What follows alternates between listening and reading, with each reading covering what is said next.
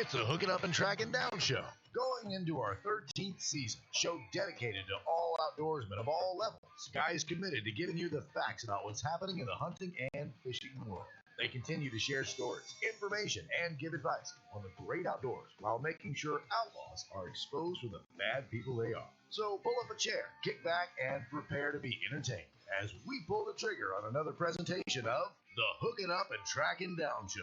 Here are your hosts, the legends of outdoors radio, Gary McCoy, Mike Eccles, and Steve Graff.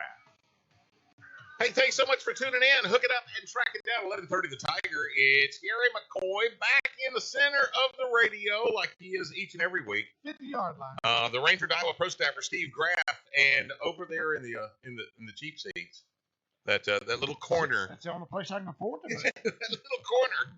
It's the Muddy and Mike Eccles. Of course, Jay is back with us again this week, back fully bearded. It's back. He's got the whole beard now, not that porn stash thing that you had. It was some dark times. What kind of hat is that you're wearing this week? A little Nike hat. Oh, just do it. Just do it. I see that. Got good eyes on you. You know, Cher was here last night. I got to tell y'all. Yeah, I got to tell y'all about the only time I ever did stand-up comedy in my whole life. The old Jody's Comedy Shop. You remember that, Mike? Yeah. Out there, right off the interstate, off Industrial Drive. Anyway, this is back in the days of Bo Jackson. Oh, Okay. And they asked me if stand up? No. They asked me if I would do this stand-up routine. They said, just do 10, 12 minutes. Everything will be fine. Wait a minute. I go up there, and I got a T-shirt on. It's a Sonny and Cher T-shirt. Oh, my God. And I just pointed at the T-shirt, and I said, Bo knows. It was crickets. Oh, that was the longest 12 minutes of my life. It was like I was laying on that gurney that they have for somebody that they have just administered the injection, the lethal. It was you couldn't make me do stand-up comedy again with a 30-06. If that was your opener, That was it. it had no place to go except up. It was terrible. It was the most awful, terrible thing ever. I could never do that anyway. And this part of the show is brought to you by Despino Tire, Steve Nichols Specialty Track Co. If you're wondering what the noise is in the background, apparently we've got Steve with a track hoe inside the building with us today. And he's doing some modifications to one of the offices down there. Thank you, Steve. Primo Targets, Lost Frontier RV Park and Marina, and Bayou Outdoor Super Center. Get ready for spring travel with a new RV or motorhome from Bayou Outdoor Super Center. Stop by 1800 Barksdale Boulevard in Bossier City to see the entire lineup of RVs designed to add comfort to your outdoor experience. Bayou Outdoor Super Center. Speaking of spring, in spring next week, isn't it like the 20th? Is it? I think it's next Friday, the 20th. March the 21st, if I remember. Okay. I couldn't remember if it was 20th or 21st, but I mean, we're breathing on it. Don't you know that we're, like right now, don't you know the fish are just jumping in the boat on Caddo Lake? No, they're not. They're not? Did you go? I went yesterday. And? I didn't do much. Really? But they ate Monday. Oh, did they? They ate Monday. Okay. They really did. Just like they ate Friday Yeah. and didn't eat Saturday. Yeah. It was crazy. In the Boss Tournament Saturday, last year, I want to say that we had 10 or 11 sacks over 20 pounds. This year we had there 3. In April. Yeah, I know. But this year we're there, we only had 3 sacks over 20 pounds. It was just, it was just the difference that a year makes. Well, it's the difference a month. Well, sure. Yeah. But I would have thought that March would outproduce April. That's No, they're just more stable in April. okay. It's a day on and 2 days off in March. Yeah. It's just like, again, us fishermen looking to rush them. Yeah, but that water just... Well, but there was another 11 and a half pounder caught and weighed in at with the new Buzzard Bay Marina. Oh, really? Just as I came out with 4 fish that weighed less than 11 pounds. Yeah. Wow. So we've had, I know of 1 10 and now 2 11s that have been caught in the last couple of weeks. Right. And I think this past weekend there was 2 Bass Cash Bash tag fish caught. Oh, wow. By non-participants. Oh, wow. See, I joined up, so therefore I guaranteed myself I would not catch a tag fish. But we had one went almost 10 pounds in the boss tournament We Saturday. did. That was well. Let's just do this since it sounds to me like you're trying to. Yeah, I've been hinting there for a minute. I kind of started First, with Caddo Lake. 112 teams. Wow, that's good. 112 teams. Excellent. First place went to John Wayne Kennedy and Trey Morgan. They had a 5-fish weight 22-27 and went home with $4,400. Second place went to a new team, Dwayne Schamberger and Eric Williams. They had 5 fish that weighed 21-19. They had big bass that was $9.98. They got $2,200, then an additional $500 from Gatortail Boats for the big bass. Third place, Mike Pedroza and Jason Payro. They had 20.22. They had an 8.11 with theirs. They won $1,200. Fourth place went to Marquet and Earl Glass. Never surprised when those two finished in the money. Their weight was 19.10, and they won $900. Let's see, Timothy Havard and Dan Smith were fifth place. They had 18.80 and won $800. Then Cole Garrett and let's see, Seth Carson and Cole Garrett, one of our sponsors, 17.52, and they won $700. It went all the way down to we paid out. Let's see, 22nd place was $200, and then we had about 15, 16 places sponsor bonus bucks, $100. So we paid through 36th or 37th place. Wow, that's good. Really, really did good. And thanks to sponsors. Oh, without doubt. Of course, 3 teams won a free entry to the next tournament, what we call the newcomer division. Mm-hmm. Oh, I gotta find this. I won't have it. I didn't take a picture of it. Trying to think of who won the Gateway Tire giveaway. That's $100 goes to the team with the smallest 5-fish limit. I thought we had it there for a minute. And I'm going to say that it went to. I may be wrong, but I'm going to say it went to a team that you'd expect to have the 5 biggest. Mm-hmm. Somebody like Ricky Lee. Well, Ricky Lee and Jeremy won that last year or year before on Toledo. Yeah, really. They had the smallest 5-fish limit on Toledo, Oh. and you would never imagine in a million years that that they would have won. But it's still money. Yeah, it's money. Cash money. And thank you to Gateway Tire, Roger Moore, and I've been watching his movies for years. I know. That's why I always called him James Bond. Real quick, I want to give a real quick Bash Cash Bash update because there's been some winners.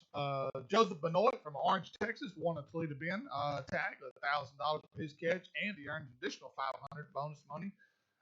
Let's see here on Lake Fort, Texas, 8.60. They got a new leader on the amateur side of the Monster of the Month board at Lake Fort. This gentleman here, what's his name? Todd Fleischer.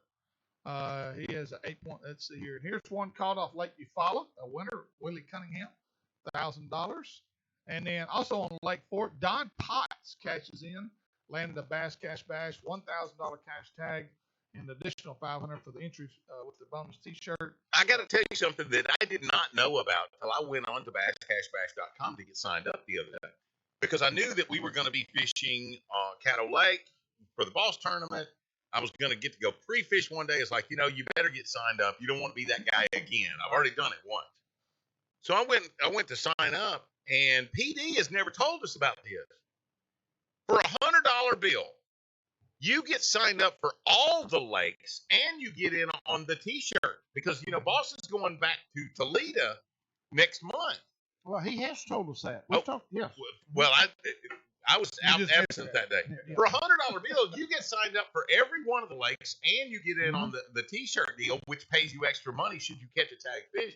And I want to say it was $50 per lake, and then if you want to get in on the T-shirt thing, it was another $20. It's like $70. It's like just throw another $30 in there, and you're signed up for all the lakes. Mm-hmm. Yeah. Why in the world wouldn't you take advantage of that? Especially as much as around here we fish Caddo and Toledo. Right. It's almost stupid to And not there's a really do that. good chance that we'll go to Lake Fort. Oh, yeah. Oh yeah. I didn't even. Yeah. Three. Yeah. So indeed, that's one of those kind of things where you just got to get on the website. Yeah. Before it occurs to you. Oh, wait a minute now. If I sign up for Caddo and then I sign up for Toledo, well, I've spent $50 per lake without the T-shirt bonus. Right. So you could spend $140, you can spend $100 and do all of them. Yeah, and I still think some people don't get the concept of what's really going on with it. Oh my God! I don't think they do. I don't think everybody gets it. When you pre-fish, as most guys around here, especially tournament anglers, you're going to spend at least a day, maybe 2 days pre-fishing for a tournament. In some cases, guys will, like myself, I'll kind of focus on Toledo for the next couple of weeks before the Boss tournament comes up. And you never know. I mean, you're one cast away from a new truck or a new boat. Yeah. I mean, that's all it takes. Yeah, he's just going pre-fishing. Exactly. Yeah. So that's one of the things you need to consider. Okay. Graf has struck again. Yes, we have. I'm just telling you, I don't know how he does this. We're going to talk a little bit with our guest at straight up 12 noon today to find out what Graf has on him to be able to get him on the show 3 days after he won the Bassmaster Classic. Hank Cherry is going to be on with us today, straight up 12 noon. He just won the Classic on Gunnersville. And again, it doesn't matter if you won the FLW, if you won Major League, if you won the BASS, the Bassmasters Classic, Graf's going to have you on the show within 3 days after you win. Once again, he was still on stage when I sent him a text. Did you really? Yes. That's what I do. I sent him a text immediately. Yeah. I know who won. And do you do anything like say, look, I just got off the phone with Tripp. And he says it'd be a good idea for you to do this interview. I don't try to pull any All right, now strings. tell me this. Because I know there's inquiring minds. How do you get their phone number? I got one source, but you would be amazed how many of those guys' numbers I have in my phone. Oh, I wouldn't be amazed. I've got 80% of them now. Really? In my phone. Yeah, 80% of them. But you would never take advantage of it. You would just shoot them a text and say, hey, where'd you catch those fish on? I've actually never done that. Okay. Obviously by my results. Or they've just never told you the truth. Hey, that's like me and Pete this past Saturday on Cano Lake. You had to go to page 2 to get our results. But, we're like Paul Harvey. I'm looking forward to having Hank on there. And you told me something I didn't even know. I didn't know he fell in the boat. He fell on the first day and thought he had broken his arm. And they said that he was going to go to the doctor that evening. And then Saturday, they were holding the weigh-in, and I was watching that leaderboard, and all of a sudden I see he had dropped to like 9th place, and he had 0 fish. And I was like, oh, dude, it was bad enough. He couldn't even fish. And I said, wouldn't that suck? You're leading with 29 pounds after the first day of the Classic. I mean, you have caught some toads. It's 7 pounds. And you can't even fish the second. Wouldn't that would be some McCoy luck? Yeah. And then it was like, well, dummy, he hadn't weighed yet. Yeah. And so later on. And that's a name that never even came up in our talk about the Classic as a possible winner. Oh no. Never came up. No. One thing that's funny, I do have a girl that I go through at BASS when I need some information or need somebody's number. Anyway, she actually texted me back when I told her I was needing Hank's cherries. I need this. You needed Hank's cherry? Hank's cherries number. Hank Cherry. Anyway, number. His wife. He's a nice guy, but he ain't that nice. His wife, of course, I bet you can't get it. a lot of his business side. And she said she was so overwhelmed with the can number. You imagine? Oh no, I can't imagine. Yeah. So, but anyway, she tried to help her get organized, and anyway, that's one reason we. She was so overwhelmed with what? All people the wanting to do interviews. Oh, okay. Pulling strings. Did you tell her you didn't care about anybody else? Yeah. Really, that was the truth. If he ever wants to win again, exactly. I'm just saying, there's one interview he better do. Exactly. And he will do it today. Hank Cherry going to be on with us straight up 12 noon. If you got to do anything, you certainly want to make sure you get it done before noon because he'll be here. Do it. Finish the paperwork. And here in just a sec, Kevin Hunt is the director of tournament operations for the FLW. And he's going to talk with us about the high school fishing in Louisiana and our recent, what do they call it with the LHSAA? The partnership. Yeah. But now it's the sport of fishing is going to be sanctioned. The sanctioning of bass fishing by the LHSAA. Yeah. Why don't I just use the right word? Yeah. That'd be a good one. Well, Kevin's on the way next. Sit tight. We'll have fun with him. We're hooking up, tracking down 11:30. The Tiger.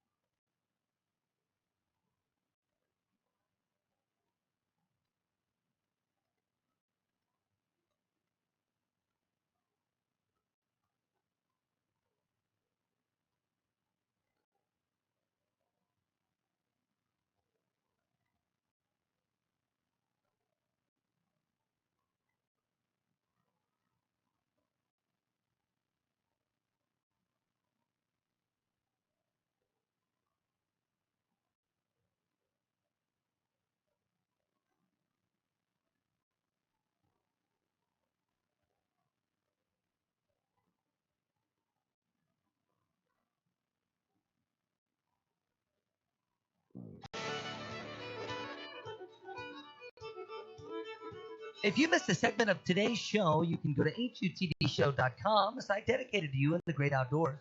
This segment presented by J&J Exterminating, Exodus Batteries, Daiwa Rods and Reels, Super ATV, Spro Lures, and Gamakatsu Hooks. See why so many pros rate Gamakatsu Hooks the best hooks on the market today. Ask your local tackle dealer if they carry Gamakatsu Hooks. All fishing lines are not created equal at Seagar. They specialize in making line that is tough, durable, and dependable. Fluorocarbon or braid, Seagar has a line that's perfect for what or how you want to fish. Whether it's Tatsu, Red Label, AbrazeX, InvizX, or their awesome Smackdown braid, Seagar will take you to the winner's circle. Go to Seagar.com to find a dealer near you. Seagar, always the best. It's Gary McCoy, the Ranger Iowa Pro Staff for Steve Graff. The old Mud Hen Mike Eccles is here, and on the Primo Target hotline with us, we've got FLW's Director of Tournament Operations, College and High School Fishing, Kevin Hunt, and the recent LHSAA partnership with FLW. Kevin, thank you so much for taking time to hang out. You bet, guys. And look, I got also our youth director, Scott Elson, here. He actually run an event this weekend at Toledo, so we're glad to be here. Thanks for letting us come on. Certainly, we are going to ask you if you can take us off speakerphone because we'll get a lot better connection that way. Absolutely, yes, sir. Okie dokie. All right, now we just Take us off speakerphone, not hang up on it. yeah we just Yeah, I got you guys. Go ahead. we just made this announcement last week, and I'm certain that that FLW is going to be a huge thing. That continued relationship with high school bass fishing in the state of Louisiana. The one major concern that we had was the sanctioning of bass fishing with the LHSAA, and we're hoping that maybe you can bring some clarity on this because some of the schools have elected to not be involved with the LHSAA.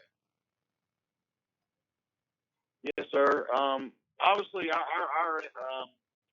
our deal here is to give opportunity to these anglers. We want to iterate the fact that we're all about the anglers. We're all about the students, and we're just trying to give these anglers an opportunity to go out and compete for the school. Yes, we have opens, we have state championships, through our SAF, CPF, FLW, but just creating more opportunity for the angler and for our students is what it's all about. And, the sanctioning part, I guess, kind of scares some of our students or our anglers, but we're doing our best to try to get the word out there. It's not about that. It's about more opportunity. And to me, it's gracious. I mean, I can remember my brother winning a state championship in football, and I remember how awesome that was, how cool it was to get that ring and to say he's a state champion. And that's kind of the feeling we want to create for the sport of fishing, is to create an atmosphere where, hey, I'm a regional champ. I qualified for that state championship. I'm now a Louisiana high school state champion in the sport of fishing, and that's kind of the realm of the atmosphere we want to create for these things. Well, Kevin, one of the things that I've been against this for a long time from the inception. When I first heard LHSAA was getting involved, I was like, that is not the path that I thought this should be going, because of what FLW and BASS have done to really take this to another level. My point is, if you're a golfer in high school and you go and play in a tournament and you get money, you become professional. Well, the same thing with this. If a high school angler goes out, he wins the tournament, and he gets money for that, he's no longer eligible by LHSAA rules. So that's where I thought this could really fall on his face. And I don't know your input on that. Yeah, so we have talked to several people about that. When you were dealing with Illinois High School Athletic Association, Kentucky High School Athletic Association, Mississippi, Georgia is on board now, just announced that, and of course LHSAA, and all of those schools, none of them are going through those routes of where, when they compete at a different level where they're banning them from fishing. That is just, I guess, a misconstrued opinion, and Scott here has a little bit of input on that as well. Absolutely, and so guys, when we go in and partner with these states, so we want to recognize that bass fishing is a lifestyle sport that's done year round, and we expect, a lot of times the format to pay an entry fee and try and win some prize money, and that's a part of our sport. But at the high school level, having those teams compete for their schools and for that state championship, That's just something really special. The Buckeye high school team that won this past weekend on Toledo Bend, they were excited to talk about how this trophy is going to go back to their school and sit next to all those state awards that they've gotten in all the other sports. So it's putting it on the same level as the other sports, and it's getting press coverage. We're getting media outlets reaching out, wanting to cover these events. And that's something that's super great to make bass fishing more, mainstream and But if you don't mind, I want to circle back real quick though to their amateur status. If they win money in a regular open tournament, A local event, Yeah. are they then ineligible as a sanctioned sport? Are they ineligible to participate on the high school level in a sanctioned event? No, sir, that is not the case. And, like Kevin said, there are some exceptions there. And bass fishing is treated as a sport activity. It's labeled as a sport activity, which our partners at the state level realize and understand. We don't want to work with groups that are wanting to put restrictions on the sport and to change the way it's traditionally done. We want them to recognize that these students are wearing logos on their shirts. That's how they promote their local sponsors and raise money for their teams. That there's other tournaments year-round that they're going to be fishing other than these state-sanctioned events. There's going to be prize money involved, and so that's something that they understand. We're having to deal with it. But we've dealt with this at the Kentucky level, and we're having zero issues, guys. We got fish tournaments. Steve, as well as you know well, and Mike too, they fish on a weekly basis. They're fishing somewhere. Well, my question is, if a golfer decides now in LHSA that he wants to go play in a pro-am and he wins the event, he wins a bunch of money, but yet he can't participate. I can see them trying to sue LHSA. Have you not opened a can of worms for Yeah. every other sport to be able to do? Yeah. And I don't give a rip. I hunt, fish. I don't care about any other sport, and I don't know anything about them. But I don't see any way in the world that you can separate high school sanctioned sport from every other sport and tell the football player, the baseball player, the basketball player, now you can't accept shoes and shirts and stuff and money from sponsors because you've allowed the high school to. Or the fishing team? The Fishing team, yes. Yeah. That's where I don't know how they're going to separate that. I don't know how that's going to work. Right, and then we're dealing with we're working with every one of those authorities to make sure that we are going through the right channels to make sure we don't have any issues there. So again, we're continuing to make sure that this is not the path. That is Mike and Steve both. I'm with you there. We are both on the same page because we do not want that to be the path we go down at all. Well, I want to be real clear about this. What FLW brings to us is without reproach. Right. What you bring, as the sport of bass fishing is better because of the FLW and what you're doing. I sometimes wonder if if the FLW had really done their homework in regards to the politics of the LHSAA, and was it in the best was it the best idea to forge that relationship? Sure. Well, for us, we see it. Yes, the answer is yes. Again, so we can continue to grow the sport. We just think that it's going to get more kids involved. Not everybody plays basketball, baseball, and soccer, and so for us, it was a great opportunity to get these kids involved in their school to say, "Hey, I'm on a team." It might be the basketball or golf team, but to say that I'm on a team and to be the fishing team, we think takes a precedence, and we're doing our best to try to continue to grow the sport. And do we want to go down that path of where we have the issues with winning money? They might go fish heck, we had a Tuesday nighter last night, guys. Well, literally the time change started our Tuesday night jackpot, is what we call it, Tuesday night dog fight, if you want to call it, out of Moores. We fished it last night. There's some high school owners that fish that, but we don't want that to get in the way. But how do you separate that? I do not know. If I'm a parent of an LHSA kid that's participating On the tennis team. In the Natchitoches Central High School fishing team, and we go to a tournament, and there's another kid from Manny High School that has been fishing major events, FLW, BASS, and he's won a ton of money doing that. That makes him a professional. And then my kid, he just participated. He never won nothing. He's got to compete against that kid. And in my opinion, that's not right. I'm gonna raise a stink if I'm a parent of the kid that's having that issue because of the. I feel like the kids. That's why I think some teams have decided we don't want to be a part of LHSA because they probably feel like I can't compete where I want to compete. The way I want to compete. I don't know. I could be wrong. We need somebody from LHSA, and we're gonna give somebody the opportunity to come on next week and get their input. So, but anyway. Well, and I also think And I'll add this too. One stat with the high school fishing program is that 60% is the number on average that we see that these students are not involved with any other high school sport.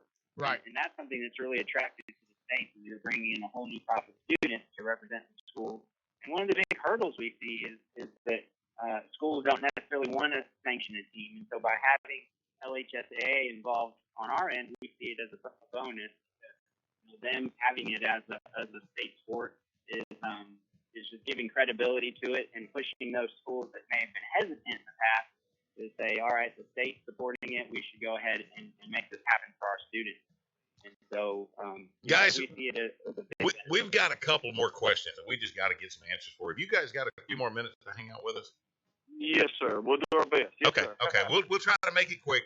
We'll get back here in just a minute. The FLW and the new relationship with the LHSAA and the sanctioning of bass fishing for high school athletes here is really, really a hot topic right now. And we'll get some more of those questions answered in just a sec. We are hooking up and tracking down 11:30, the Tiger.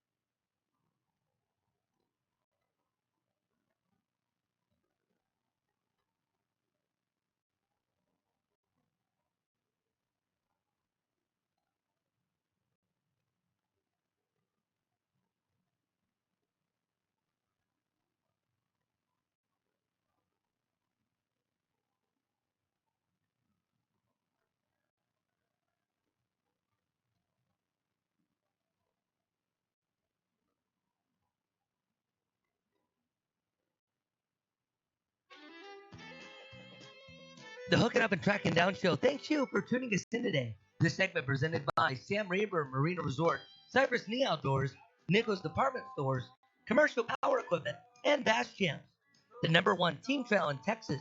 To see the entire Bass Champs schedule, go to BassChamps.com. if you're looking for a great place to get away from it all and catch fish of a lifetime, head to Lake Fork, Texas, and the Lake Fork Marina and Motel, the big bass capital of Texas. Ken and Dana Donahue welcome you to come spend some quality time at their place. Great cabins and motel rooms, fully stocked tackle store, a first-class RV park, and one heck of a restaurant. Make this the #1 resort on Lake Fork. So pick up the phone, make your reservations today by calling 903-765-2764. Lake Fork Marina and Motel and home of the Lake Fork Guide of the Year, Johnny Geis. And back on the Primo Targets Hotline with us, FLW Director of Tournament Operations, College and High School Fishing, Kevin Hunt. Kevin, I'm the mental midget in the room here, and I can't remember your cohort's name who's with you. Scott Ellison. He's Scott Ellison and Kevin Hunt. And Scott, now, Scott, is Kevin buying lunch today, or are you buying lunch? That way we know who's the boss. Well, I just told him I'm hungry, and the rest told me he had to go to Murray and do some stuff. So it seems like I'm on my own today. Well, obviously, big news last week. The LHSAA has decided to sanction the sport of bass fishing for the Louisiana high schools. And with that comes an incredible new opportunity with the FLW. And one of the things that occurs to me is it the mindset of the FLW that with the sanctioning of the sport of bass fishing in these schools and the partnership with FLW, is it your thinking that you are going to increase the number of anglers who participate in these high schools in fishing? Yes, sir. That is exactly what it boils down to. Again, as I mentioned before, only so many guys can play your normal activity or sports such as baseball, basketball, and such things as that. So yes, it is our intent to help grow the sport to gain more recognition. And what's your game plan on doing that? Well, the more we get it out there to allow us to help these anglers, or to help the students know, hey, I can be involved in this high school fishing. We've seen the numbers go up substantially with our other sanctioned sports throughout the other states, and it has absolutely grown. Just immensely. It's unreal the numbers that we have seen grow within even the last 5 years with the KHSAA and then Illinois high school as well.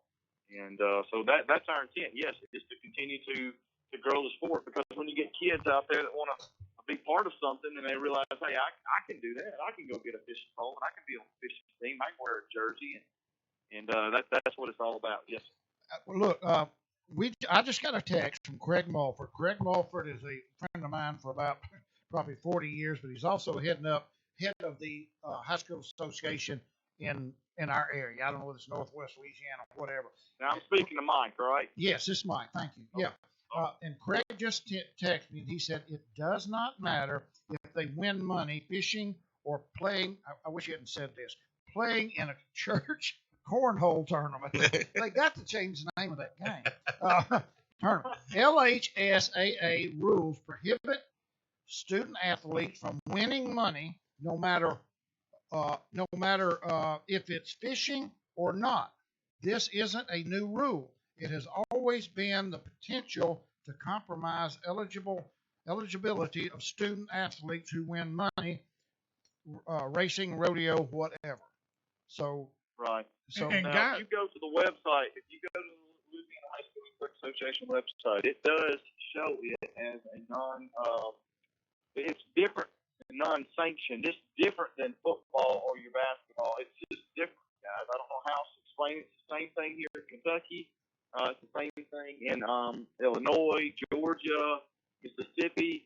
It's not limited to a certain season to where, how with football and some of us have what they call, closed dates or open dates, or, it's just different. Well, I know what it might be this is a sanctioned event, or a sanctioned activity rather, and those are sanctioned sports. This might not be a sanctioned sport. It says sanctioned sport here in Louisiana as official LHSA sport. Okay. Now, here's my deal, guys, because being from Texas, I know in Texas, I actually, Mike, you won't believe this, I won a tournament my senior year in high school. And a bass fishing tournament on Lake of the Pines. And my coach, I was going how many brim did you catch that? I don't remember. It's a lot. I actually was going to go up on stage, and my high school coach happened to he grabbed me and said, "You can't go up there." And I'm like, "Why not, coach?" He said, "If you accept that check for that tournament, you become ineligible by Texas high school rules for amateur sports.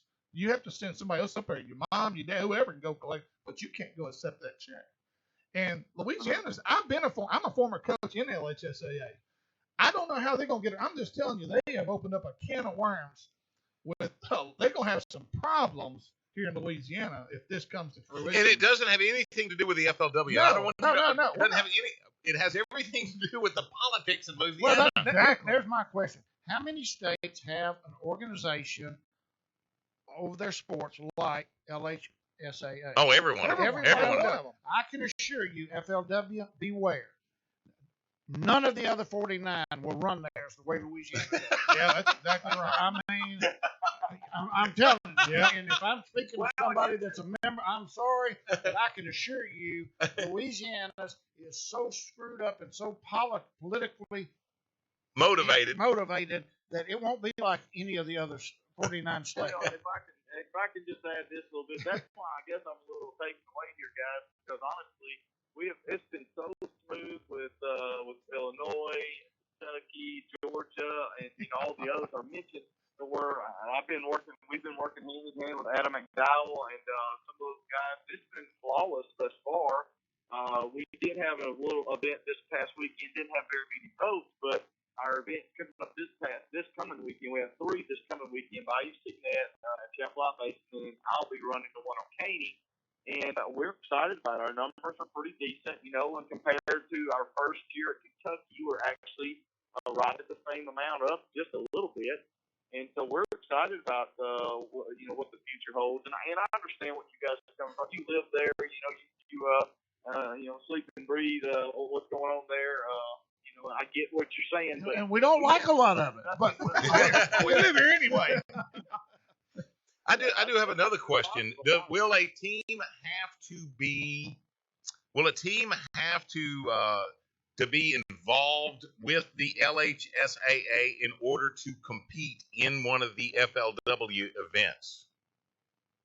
no. when you say involved, can it be a private school or something? Can it be a school that has elected to not participate in the LHSAA? Houghton High School, where my kids have all gone to school, has elected for their fishing team to not be involved with the LHSAA. They've said no, we're not going to be involved in that. Will they still be able to compete as representatives of Houghton High School? The Houghton team, will they be able to compete in an FLW event? Like Caney this weekend. I would think so, guys. I don't know if I might need to refer back to our LHSA staff on that, but every high school is obviously LHSAA. Every high school is, so they're affiliated with LHSAA. No, they've elected for their fishing to stay, even though they carry the Houghton name. They are not representing the school. Yeah, some schools have chosen not to participate with LHSAA fishing. So, can they participate in any other FLW? Are all FLW events now Louisiana high school sanctioned events, or are some of them independent?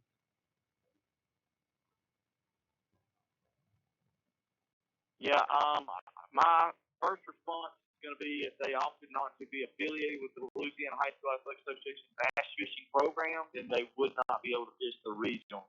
Now, can they fish our FLW Open on Sam Rayburn this fall? Yes. Can they fish our Washita River this fall? Absolutely. Yeah, but you're right. I agree with you. These are regional events that are coming up for LHSAA. Those I would know they would not be eligible for. Yeah, I agree. Oh, but can they fish? I have 2 events coming up this fall. I got one at Washita and one at Sam Rayburn, and then I have one at Fort Gibson, which I know is not Louisiana, but yes, they're able to fish any of those. Yes. Okay. And is there a separate fee? I know they have to pay a Student Angler Federation fee. I think $25. Do they have to also pay an LHSAA fee as well, or that? No, does, sir. Does that cover? That covers. That's another thing. When we go back to, it's all about the anglers. We're not about trying to charge all these fees like other circuits do. Okay. It's about the anglers. It's about them being able to fish more tournaments. We have a $25 membership fee, and that covers you from VFLs to college to all the way to the pro circuit. You get to be a marshal, or you could be a marshal, I guess, but all the way to the Toyota Series. That gives you an opportunity to fish any of those events from top to bottom. Okay. All right. And we want you guys to understand, hey, guys, we are all for what y'all do with FLW. This is not a witch hunt. We just trying to get – this really shocked me because this is being pushed in Louisiana for a while, and I've been a major proponent against this. I'll just be totally honest with you. Because here's the other thing I see. Here's the other thing I see. You talked about earlier about trying to go and compete against the guys, this one a BFL or some other circuit. I mean, that's what competition's all about, right? Trying to be the best. I agree with that, but that kid now who's won a BFL or an FLW event he is now considered a professional because he's won money. In another sport, but not in basketball. I don't know how they're going to separate that. Because what if you're a golfer and you go to a golf? I guarantee you that golfer won't be eligible at LHSA. But you know what? Now he mentioned rodeo a little while ago. I think the rodeo kids can win money. Rodeo's another one. I think rodeo kids can win money. It's just a different way of business, guys. And I think that's the message. If there's any message we can get out there today, is fishing is just a different sport. It's a different way of doing things. Well, I don't think that you would have any problem whatsoever finding fishing potential fishing students in the state of Louisiana. I don't think you've had any problems fully fielding all of the FLW tournaments that have been, high school tournaments that have been in the state already without the sanctioning by the LHSAA. I think that's my only concern is that you might have if you were closing the doors to any schools that were not participating on the LHSAA side, I would think that you would have a problem. I just think that. Here's the other thing I've got, guys. What if Gamakatsu or Spro or Daiwa or Shimano wants to send these teams, these kids, reels and product, which you can't do under LHSAA rules? A basketball player can't get free shoes and free warm-ups. And so does that come into play here at all? I'm glad you said free shoes. I didn't know where you got that. Is that affected, guys? The free product, are they still going to be able to receive that product from these companies? Yes, sir. They sure will. Okay. Yes, sir. Again, I go back to it's totally different. Okay. All right. Well, that clears that up. It answers a lot of my questions. And again, we know what we're getting for bass fishing from the FLW. Oh, I want you to understand that, our concern is, is the FLW going to fall? Are they not going to get what they were hoping to get out of this? Yeah. And because you guys have done an incredible job of marketing bass fishing to our youngsters, high school and collegiate, and we couldn't be more appreciative. But one of the things that concerns us is our politics. Yeah, we hey know man, I'm sure you don't know this, but we can't even agree on how many state champions in football we should have. We have 10 or 12 state champions. It's a mess right now in Louisiana, LHSAA. It's a mess. Well, on the bass fishing side, let's keep it simple here, guys. All right. That'll work. Amen. Hey, appreciate you guys. Yes, thank y'all. Appreciate y'all giving us the opportunity. Hey, I hope after this weekend, I hope the persona kind of changes. I hope everybody walks away from this saying, "Hey, man, I went to that event where Kevin was running, and I loved it. Want to go back." Amen. And on the way, Chad Potts of Bass Champs wrapping up the Eastern Division events at Lake Fork and Sam Rayburn. We'll do that next, hooking up, tracking down 11:30 to Tiger.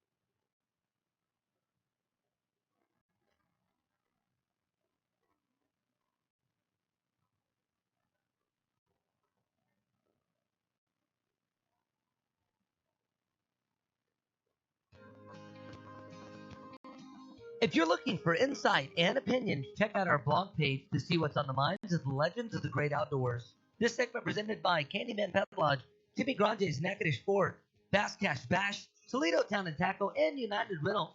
Need tools and equipment that can handle your spring cleaning needs? Or maybe you have a spring project coming.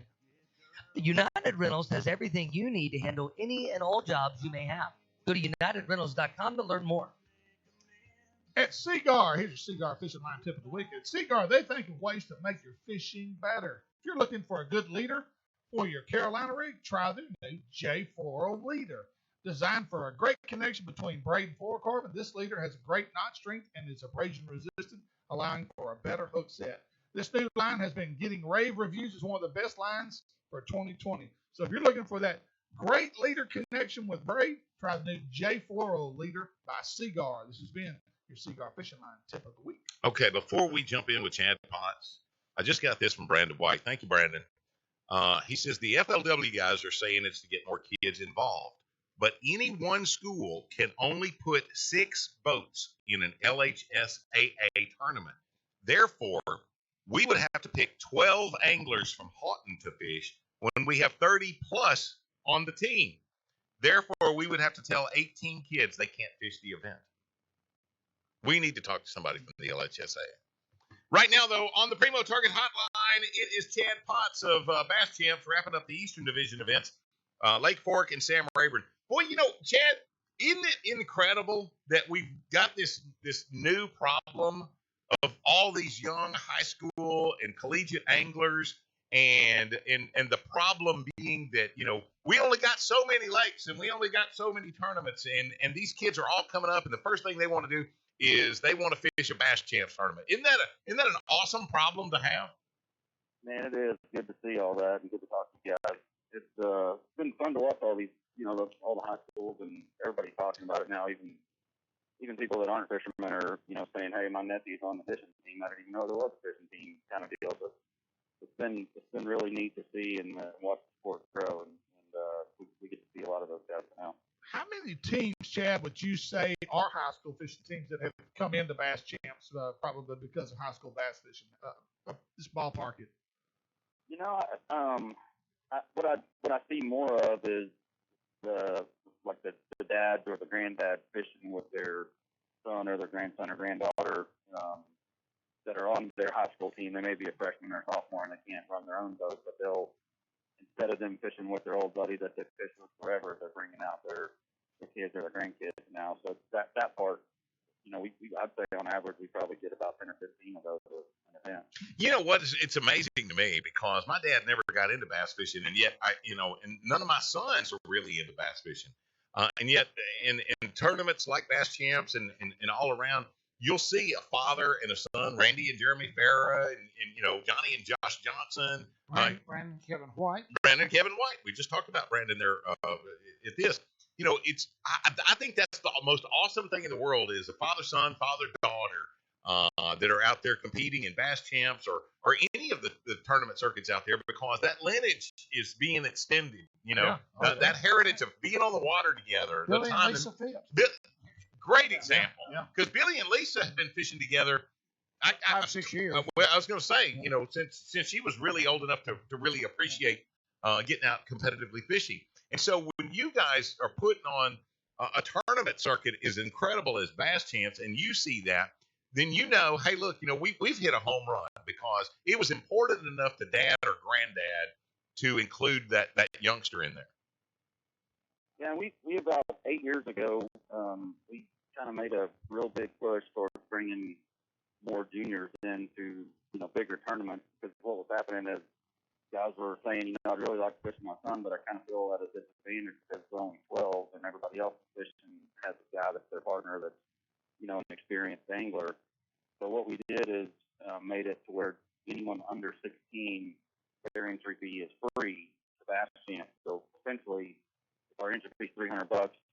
If you bring your son or your grandson or even your neighbor or whoever, doesn't have to be related, but if they're a junior, your entry fee is half. You can still win the whole purse of $20,000 in first place, but it was our way of incentivizing guys to bring out juniors to fish in our events and get them used to fishing these events. And I think it really helped because it was right about the time that the high school event started getting bigger. But now those kids that are 10, 11, 12 years old can come fish a big event like ours, and not, their parents don't have to worry about paying for it. Well, and I also just looked at your junior event participants from Lake Fork. You had 8 teams, which that's pretty good. I mean, and some of those kids did well, caught fish. And I'm trying to look at the last event, which you just had. Did you have any for Sam Rayburn? No, I think we had some. Well, I know we had some. I saw quite a few of them actually. Okay, yeah, I see. I looked at the wrong one. You're right. You did. And but okay, that's all great. Now let's talk about Lake Fork. Let's wrap up Lake Fork. You had a really good turnout for Lake Fork, and of course, you know, you're shooting for the unders there. Obviously, 10.78 won the event. How did you feel about that event? And also, we have a question which we think we know the answer to. This is the question we wanted to ask Chad. Remember, where it says under a truck, it says something wood. Oh yeah. Well, we answered that. We answered that last week. We thought we answered it. We think we're right, but is that they a sponsor of the tour or? Yeah, they James Wood and Decatur took over as our exclusive dealer. You know, we had the Sports and Auto Network, which is kind of a collaboration of a lot of dealers over the last few years, and James Wood was part of that, or the whole group of the network, and they had such success. They just said, man, what would it take for us to be the only dealer involved? And we kind of, negotiated quite a while, and they kind of ran the numbers and felt like it was going to be good. So they've been, starting this year, they took over as our only dealer that is offering, specific bonuses at the event, and the bonuses are pretty incredible. You buy a vehicle from them, new or used, and you're the highest finisher in one of our events. You can fish for an entire year for completely free. That's about a $5,000 bonus. Wow. Give it away at every event. Pretty cool deal there. Well, Chad, how'd you feel about the Lake Fork event? You was very pleased with the turnout? Yeah, turnout was great. I was surprised on the no overs, but we don't generally get a whole lot of overs on that event. It might be 2 or 3 on average. But the weather was a little weird that event, and it's leading up to the event. So we're plus everything was wake levels and all that have been changing a lot over there. So it didn't completely shock me, but it was a little shocking to have 600 anglers out there and not catching over. Mm-hmm. But in our Mega Bass event last year, same kind of deal. We had up in like the first 3 or 4 hours, we didn't have any overs like in. There was about 1,800 contestants in that. So we moved the Mega Bass back another week this year. So now next Sunday, the 22nd. So I would think that there would be a few more overs caught. The weather's been warming up and fishers start to party. Well, Chad, you know what? You talk about the unders winning this in any tournament, in any circuit tournament, not a big bass, single fish tournament, but any circuit. In all honesty, you've got about 25% of the field that you expect somebody to win. It's just you've got that many good anglers, and you got people that you don't expect to win. That's just a fact. In this tournament, where 5 unders won, there was not a person in that tournament that was not capable of winning. Exactly. Not a one. Yeah. That's great. Yeah. Yeah, absolutely. And one thing about our events, as you know, is we don't allow professionals. So, obviously there's different levels of amateurs as well. No, that's not the only reason you're not there. Graf says he's ineligible. That ain't it. I can't. They got a special bracket for you. With the off limit being a week long, it really does level the playing field. You'll see a lot of popular names in different areas that win a lot of events, but they in our events don't tend to do as well because they don't get to fish all week and practice. So we kind of feel like our success over the years has been based on us having a 5-day off limit and kind of leveling up the playing field where guys don't get to practice the day before kind of thing. We've done a lot of surveys on it, and it seems to have been one of the keys to success and something that we've always done is have that 5-day off limit before the event. There's nothing worse than being at work knowing that everybody else get to practice when you can't practice. So we really kind of designed it for the the guy that has to work 5 days a week in the North now. Chad, you say you've got 5 days off limits, and what about in guides or professionals not allowed to fish? Does the 5 days off limit plus guides are not allowed to fish, or does that kind of take care of the guides? Yeah, I mean, a guy that's really a full-time guy, he can't be on the water for a few weeks before. So a guy has to really weigh if this is really my living. Am I really going to take off 2 weeks on my home lake just to fish a tournament? And generally, it eliminates most of those full-time guys. Just if he does the math, his chances of making what he would have made guiding for 10 days. Offsets what he potentially would win. So, well, Chad, I'm gonna go way out on a limb here. I'm gonna make a prediction because I know y'all are kind of new in this tournament business. I'm thinking y'all are probably gonna make it. That's just me thinking. Don't hold my feet to the fire on that, but I think y'all might be on to something. Well, it's an ever-ending.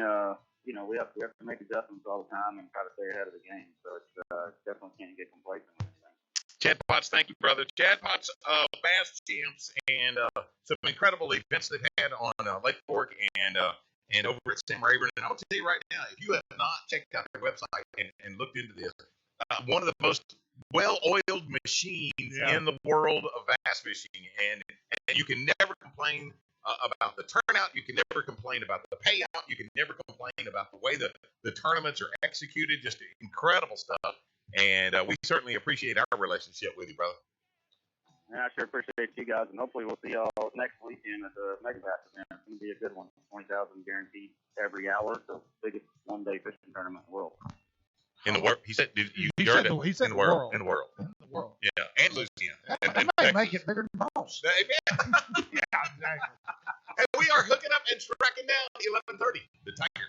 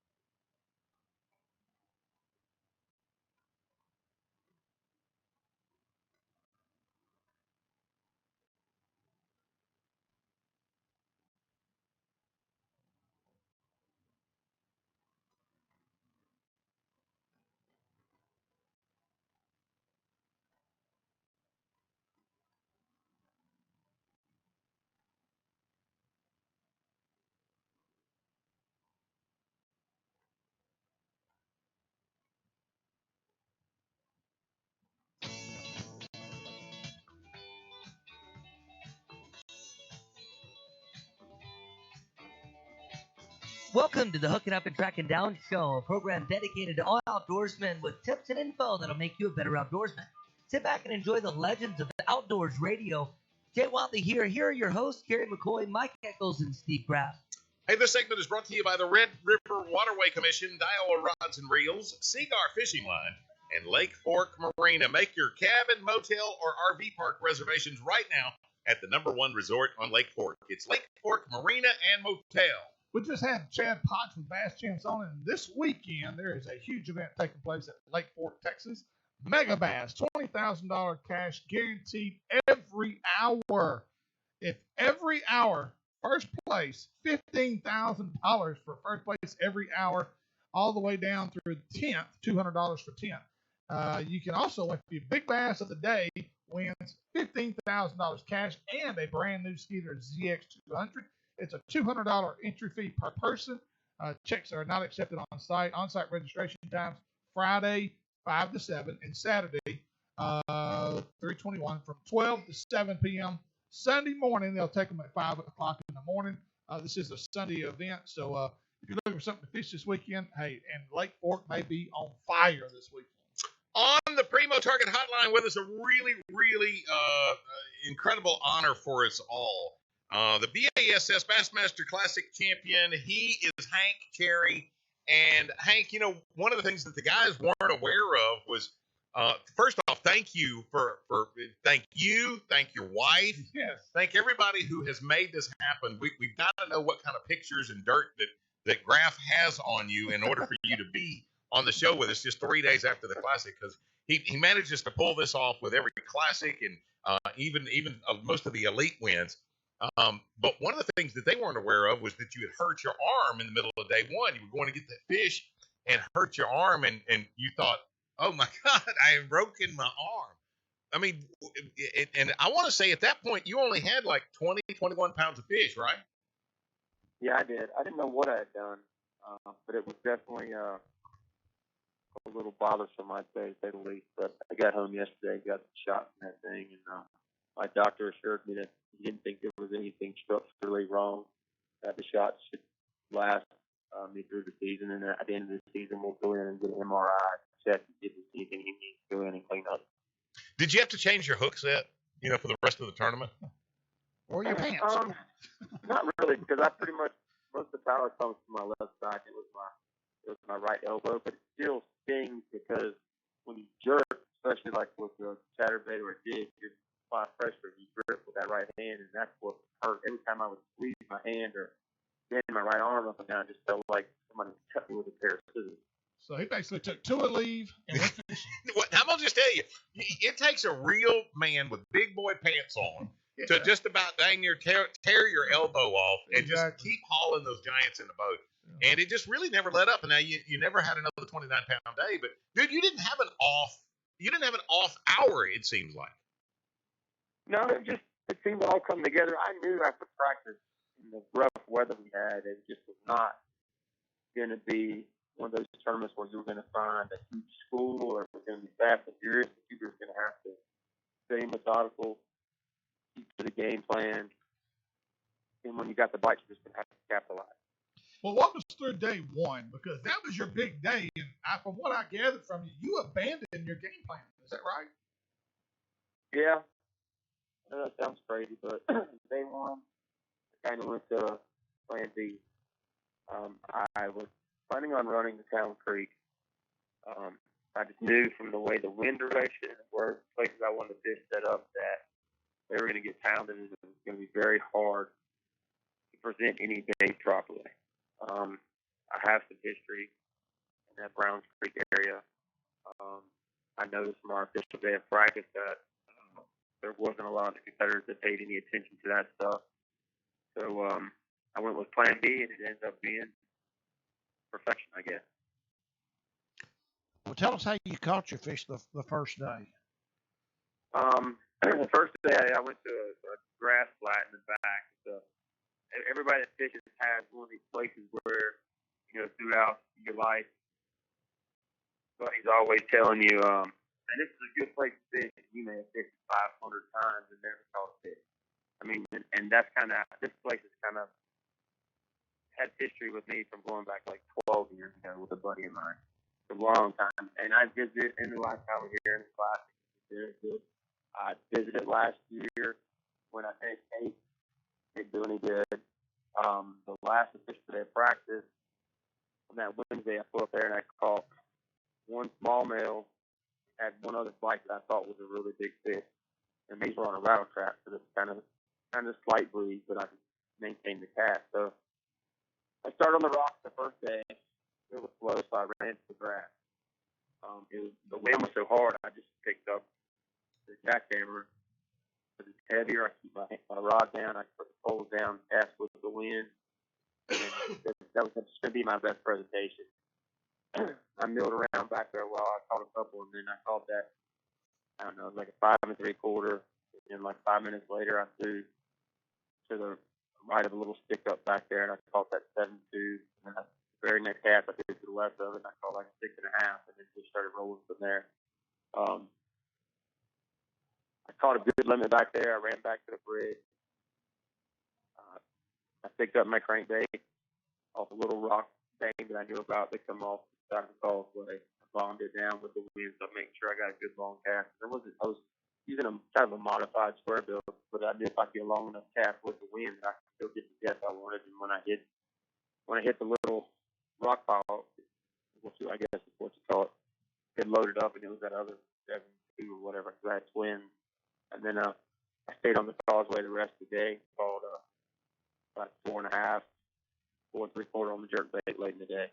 And that was a key bite to the rest of the tournament. Hey, was there any, in these kind of events, a lot of, especially the classic, a lot of new baits are unveiled. Was there a prototype bait of any kind that you were throwing to help you win this event? There was not a prototype. Everybody made a big deal about the jerkbait, and it was a Vision 110. I did my own changes to it to make it my own, kind of like I do with everything, because I tell people all the time, there are a lot of good jerkbaits out there, but I still think there's not the perfect one. You have to do modifications to get them how you like them. I modified that bait with a little bigger hook, just to get to do what I wanted. But the unknown bait, I guess, is the crankbait. It was just my bloody thumb lure. The guy here in Denver, North Carolina, he makes homemade crankbaits, but he came out with a plastic line. I take his son fishing every once in a while, so he gave me a big box of them. It's kind of a copycat, I'd say, of a lure distance speed trap, but this one doesn't have any rattle. So if you're fishing a highly pressured place, if you're kind of wanting that style bait, it's kind of something I hadn't seen before. In which it got me that one big fish. It didn't play out for much the rest of the tournament with the weather changing, but it got me that one. But without a shadow of a doubt, the jerkbait was the main factor. The jackhammer cost of me first day pretty much, and then the jerkbait closed it out. The other thing that I think was very key is I kept checking the dock. I kept picking up my jig. This is the dock rocket from Picasso, one that I helped him build. Mm-hmm. They came to me with. It's got titanium weed guard, and I put a perfect max 10 chunk on the back of it. The reason why I prefer that chunk is it's been said over and over again, but fish will bite that bait. They'll get their mouth on that max 10. They just won't let it go. So I use that every day to pull up sometimes throughout the day. And I kind of thought the last day when I ran into some docks at about 2:15 and I got bit out of 2 of the first 3, first thing I was thinking in my head was, man, you screwed up. But, the second guessing yourself was not part of the tournament. So the way it worked out, I'm very, very happy with it. Hank, I'm back up. You said something, the jackhammer. I'm one of those guys that if I don't know why something works, I have a hard time believing that it works.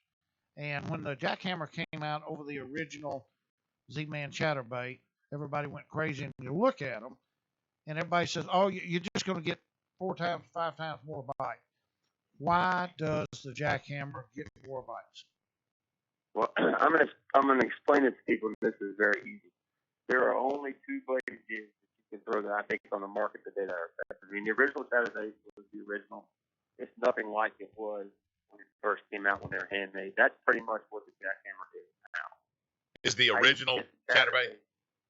Yeah, I used to get the chatterbait from Ron when he was building them out of his house, and he would wear them out, and the blade screw in the top of the head would come out, and you just had to put a new one on. So, in my opinion, right now, there's only 2 bladed jigs you can throw, and it's either the jackhammer or the shock blade pro. One of the 2. This is why. Jackhammer, you want to throw it around the hydro because of the way it chops and bangs the head of the bait. It really, really chops and bangs the head of that bait, and I think that draws more attention. I think that's key when you're throwing any kind of vibrating jig. got a good hook in it. It's got a good keeper, and the hookup ratio is good. Now, if I had gone with game plan A and it's gone to the eelgrass and all that, it would have been the Shot Blade Pro. That bait, the way it's designed, the way it comes through, it'll come through the eelgrass much cleaner than the jackhammer will. 10 times cleaner. Is it because it's a narrower, more or tighter wobble? It's because of a tighter wobble, the way the blade position set back in the face of the bait, it just comes through that eelgrass so much better. But what about lily pads? Which would you prefer in a pad field? I'll probably still go with the Pro and the Shot Blade Pro and a pad field. Okay. Just because of the action of it. But when you get in that thicker stuff, I just think that bait comes through better and it's easier to work. Just for the shape of the bait and the head and all that. But there is no other blade jig that shines better in hydrilla than the jacket. So tell me now, Hank, as you're going through, preparation for day 2, obviously the first thing you're considering, my dang arm hurts so bad. And once you get that all taken care of, are you thinking in your mind at that point, okay, it's going to play the same way tomorrow as it did today, or are you already ahead of it? Or are you thinking it's going to be a little different tomorrow? Well, the first thing that came to mind was scout. It's like, look, dude, back-to-back 30-pound day is probably not going to happen. Yeah, you're shooting for that, but it's probably, that was that's the biggest bag largemouth I've ever caught. And to catch it the first day of the class, unreal. Right. But I was thinking in my head, okay, instead of we're 8 pounds, 8 something ahead, whatever. I was like, look, let's do the math in our head. We've got to get 17 pounds. And that's the goal. Anything over that is great. But 17 pounds still puts it where somebody has to catch an enormous bag to catch up. And I just wanted to make sure that second day that I didn't falter, that I stuck with my game plan and put myself in position going out with a decent lead on the last day. Hank, we got a ton of other questions. Can you hang out just a little bit more? Sure. Fantastic. Hank Terry, winner of the Bassmasters Classic, is on the phone with us. We'll get more with him here in just a sec. I know you're going to want to know, what happens when you win the Classic. How does the phone ever stop ringing? That's next. Took it up, tracking down 11:30. The Tiger.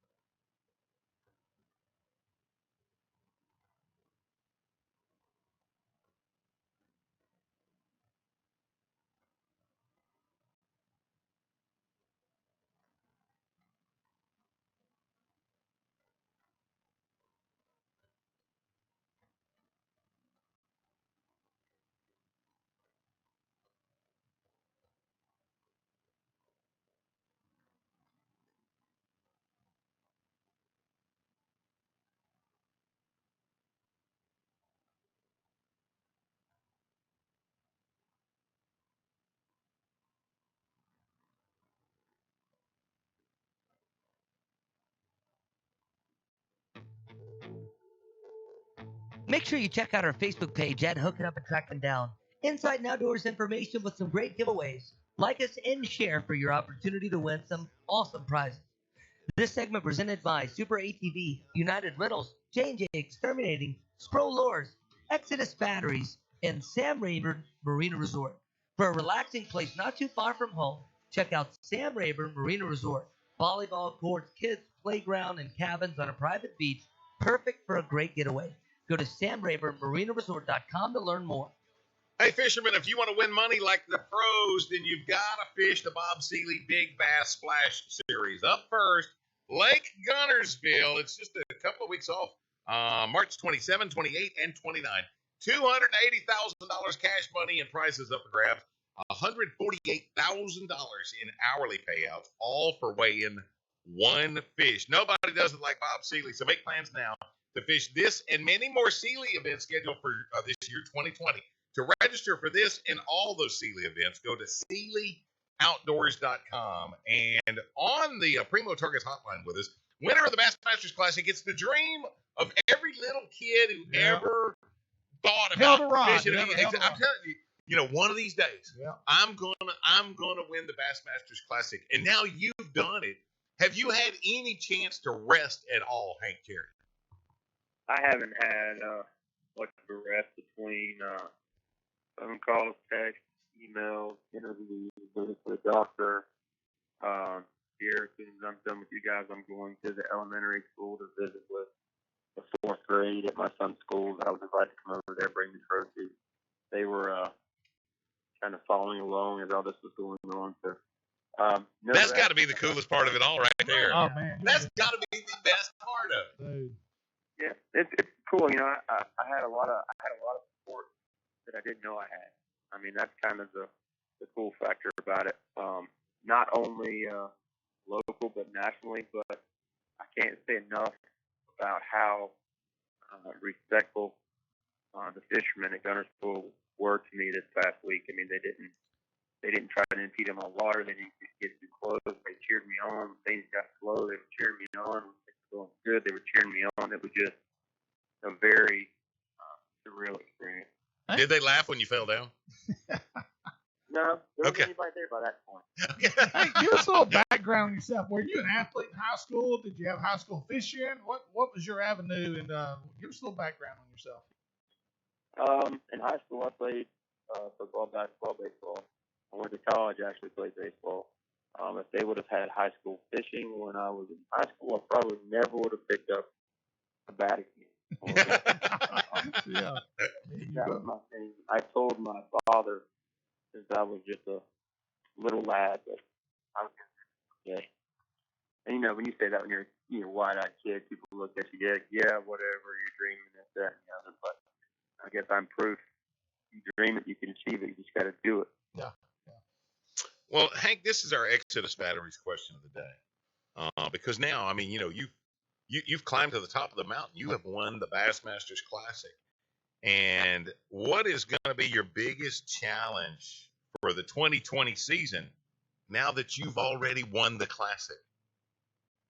I think my biggest challenge is going to be just stay centered, not get overwhelmed. I know I'm going to get pulled in 1,000 different directions, but at the same time, it's my responsibility since I hold this crown and I hold this badge. And my job is just to represent bass and the sport of bass fishing to the best of my ability. I think your time management is going to be your biggest challenge. Probably. Oh, I can't imagine the demands on your time for the rest of the year. And then at some point, you got to remember, I'm still a bass fisherman. I got to get on the water. I got to do this. I got to do that. Yeah. And you're going to have your sponsors and commitments with that. And then you got to, you get to talk to these guys from the Hook It Up, Track It Down show. Yeah. And the numbers of other things. At some point, though, it still circles back to, I got to go fishing. Yeah, I got to make. Because that's your passion, is it not? Oh yeah, definitely. If I hadn't had it was just a regular week and I just won the tournament, come back, if it wasn't for all the phone calls, this, that, and the other, I still would be in Alabama right now at this lake at the house I was going to stay at for the Bass Cat Hunters tournament. I would probably be fishing today. So, winning the Classic kind of changes plans, though, doesn't it? It does, but it's I knew what I was getting into. I knew what I wanted. I got it. I'm going to appreciate it. I'm going to enjoy every bit of it. I'm going to try to return every single message that has been sent to me that I possibly can. I hope I don't forget anybody. It may take me a couple months, but I'm going to get it done. And I'm just going to be a proud father and a gracious winner. Amen. And your banker's a lot happier too. Yeah, the wife. Yeah. Hey, I'm gonna say this. I'm gonna toot your horn a little bit. 60% of the time, Hank has been in the money. 88 tournaments, 53 times he's been in the money. That may be the highest we've ever had on our program. Yeah. I don't know. Was Van Dam ever Van that high? Dam he was high, but I don't know if he was 60%. Huh.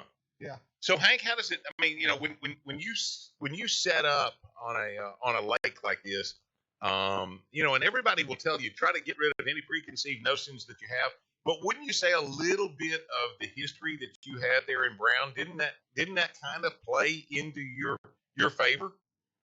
It definitely plays in my favor, and kind of some reassurance to that. I had a little trolling motor issue the official day of practice, so I came back to the ramp, and Gerald Rollins from Garmin helped me out. There was just a little cable problem. We got to hook back up, and when I put back in, I noticed nobody was around, so I told my marshal that day, I said, look, I'm just going to do on this rock for about 100 yards just to make sure the trolling motor's still good, and then we'll get on about the day. And about the fifth cast on a 5-pounder. So that really foreshadowed, kind of set the tone of what was going to happen. Ruh-roh, Raggy. Yeah, here we go. Well, one thing, Davey Height, Mark Zona, and Tommy Sanders, they were doing the live broadcast on that Sunday morning, and they were really, I think 9:30, you can have a fish in the boat, you're fishing the riprap, and they were like, oh, what's he doing? Oh, my God, he needs to be on them boat dogs. What's he doing? He's going to lose this thing. I mean, they were in panic mode, and I'm like, Hank was pretty calm, so, and it looked like it worked out pretty good, so. It worked out fine. You have to make your own call and do it your way. I had Doc in the back of my mind the whole time, but I kept just thinking, like, it's been tough. Got a good lead. Just fish like your 5-pound sack. Yeah. Put them in the boat. They live here. I mean, historically, they live there. They swim up and down that causeway 365 days a year. Just pick them off. When the flurry happens, make sure you capitalize. At the end of the day, you gave it your all. You don't have anything to be ashamed of. It's funny that you come from the world of baseball. Graf played college baseball, went on and played in the minor leagues. My oldest son played baseball all the way through college. And the focus that I think a baseball player gets is probably as intense as the focus that a golfer gets. And I think that really helps a person focus on the project at hand, especially when you're pitching docks or you're looking for that magic cast on the lake and you're paying attention. And you try to pick up tendencies as well. If that pitcher leans a little this way or what, or he's handling the ball different or the count, whatever the case might be. Or somebody bangs on a drum. Well, that works a lot. I understand it worked pretty good for the Houston Astros. Anyway, those little things, you paying attention really helps you, but the focus is the most important part of it. And, maybe you lose a fish or you fall and almost break your arm. Those things want to derail most people.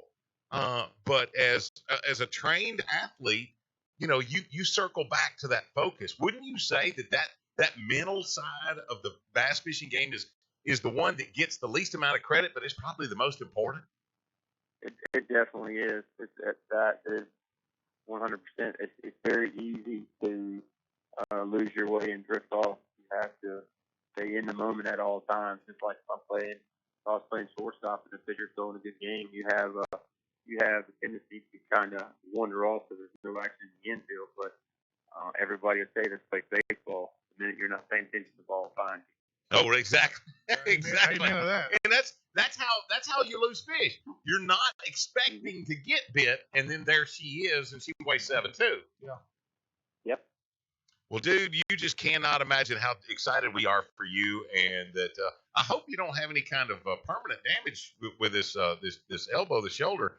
Hopefully, it's something that they'll be able to give you a couple more injections, and you'll be good to go for the rest of the year because you still got AOY to win for this year, don't you? Yep, that's the goal now. You knock down one, you go after the other. So we're going to go at it swinging as hard as we can. Well, and try to get some rest. Yeah. You sound a little tired, I'm Hank. definitely gonna get some rest. You need a nap today before you go see the kiddos. We're getting ready. We're getting ready to visit the kids right now. Well, fantastic, and thank your wife, and you're a gracious winner, and we certainly appreciate the time with you, Hank Jarrett. All right, thank you guys. There's your winner of the Bassmasters Classic 2020 Classic is in books now from Lake Gunnersville, and I'm gonna tell you right now, if there was one day, we've always said you can't win a tournament on the first day, but you can lose it on the first day. I'm gonna tell you what, I think 29 pounds on the first day that might put you on the path. Yep. That's exactly right. And we talked about some of the guys that we talked about possibly winning. One of them was Keith Combs, Matt Herring. How did Matt finish up? 10th. Yeah. Finished 10th. He had a bad day 2 and not a great day 3. He had a good day 1, 18 pounds. But now where did Keith Combs finish up? Because Keith Combs was 14. Well, Keith took it out of the park on Saturday. Yeah, day 2 he had 23:10, and but the bad first day kind of set him back. But, he only had 7 pounds on day 1. Chris Aldane, we had him on the show before. He finished 16th overall. And so congratulations to all those guys just making it there. Well, go back up a little bit. I saw Brandon Lester there. I think he finished 7th. I want to say Brandon Lester did really good back in the summer on Gunnersville when they were there then. I want to say he was one of the anglers that was really doing well. And Longview native Lee Livesey from Longview, he had 20. He finished in 8th. And he was a rookie last year. He's the one that they show on the highlight.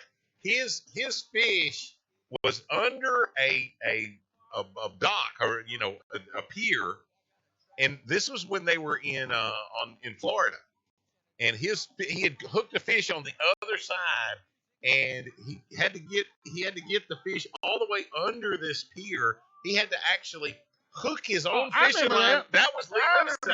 That was him that did that. Hey, we're hooking up, tracking down 11:30. The Tiger.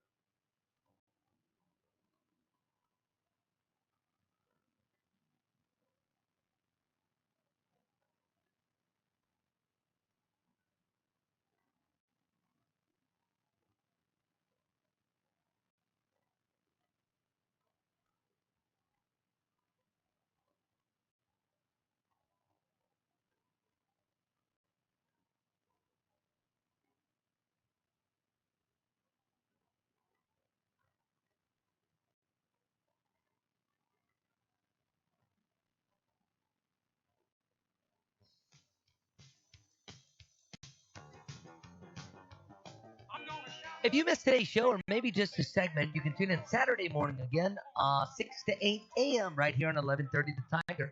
This segment presented by Primo Targets, Vietnam Baits, Jimmy Grange's Natchitoches Ford, and Lake Fork guide Johnny Geis. Make plans now to go out with the 4-time Lake Fork Guide of the Year, Johnny Geis. Go to mybigfish.com to book your trip today. This week's Super ATV Accessory of the Week, Terminator Mud Tires. Super ATV's Terminator Mud Tires are ultra aggressive, that are all-terrain ready. Tires that will get you through the mud with an unmatched grip when the going gets tough.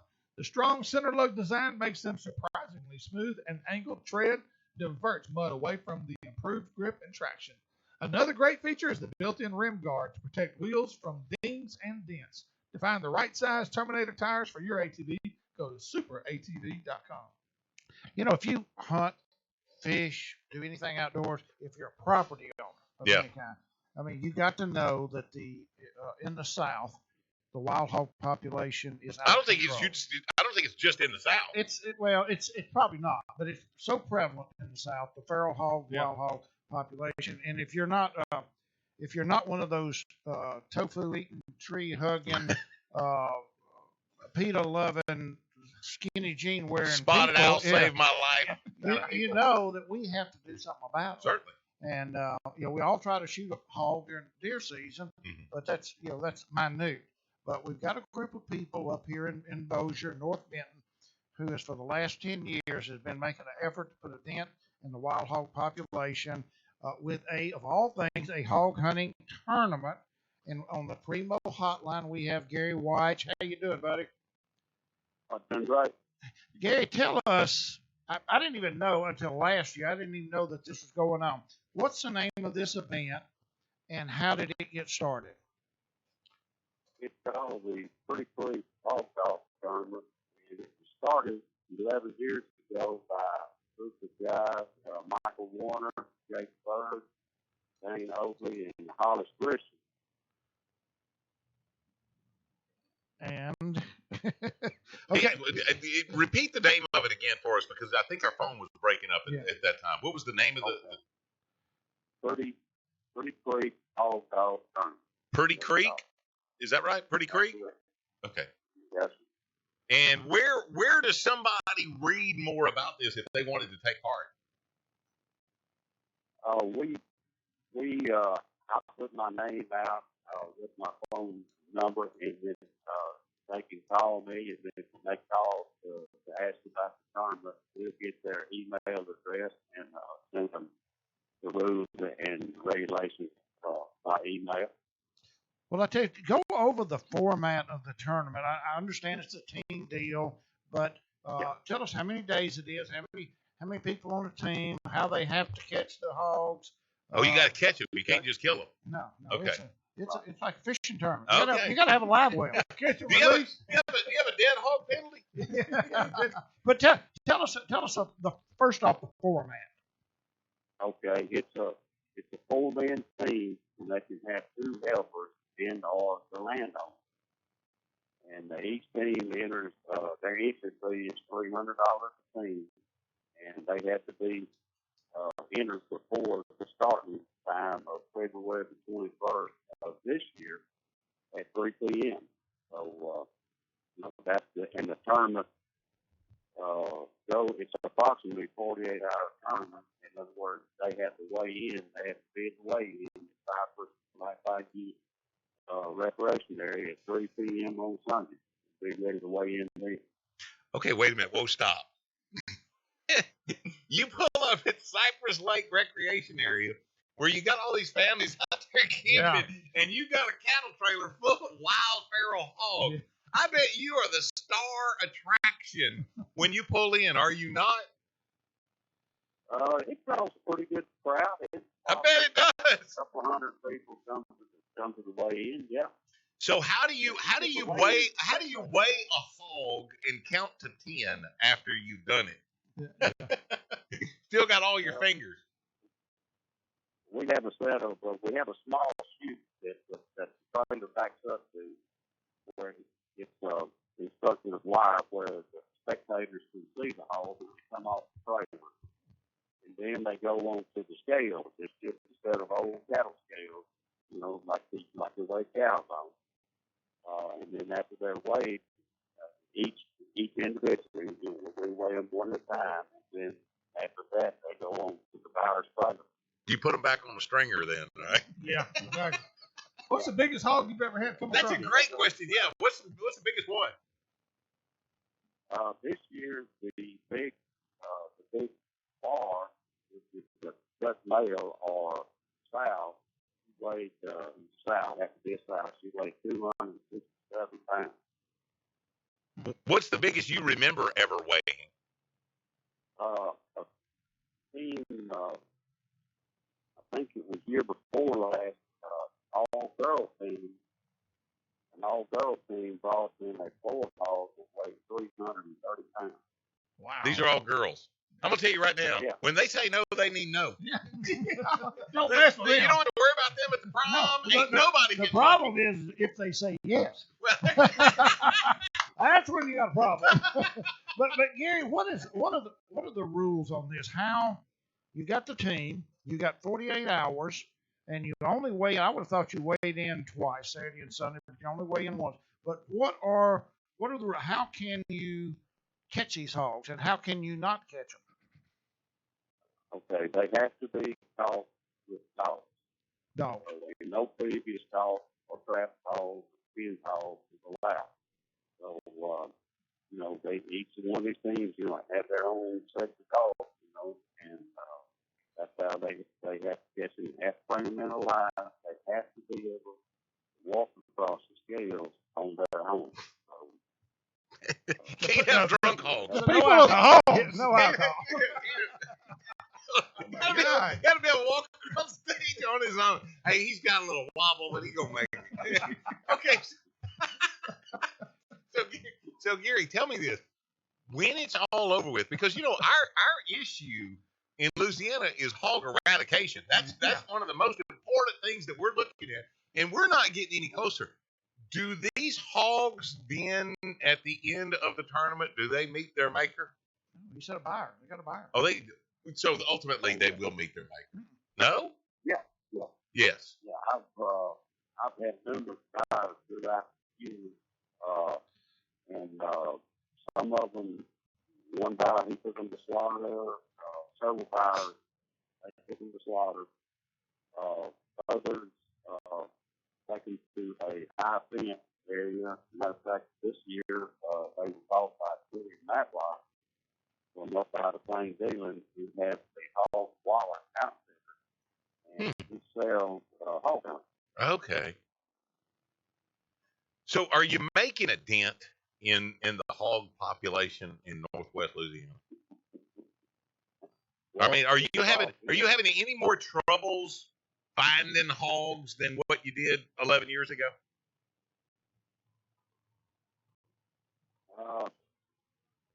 I would think, despite everybody's effort, I went to a seminar several years ago, and federal game warden stated that you had to take 7 out of 10 to stay even. Good God. Wow. I think that's impossible. It can be done. I say there's isolated areas where people have used the combination of traps and thermal hunting with knife and dogs, and they probably have, but the ones that don't kill, they move on. So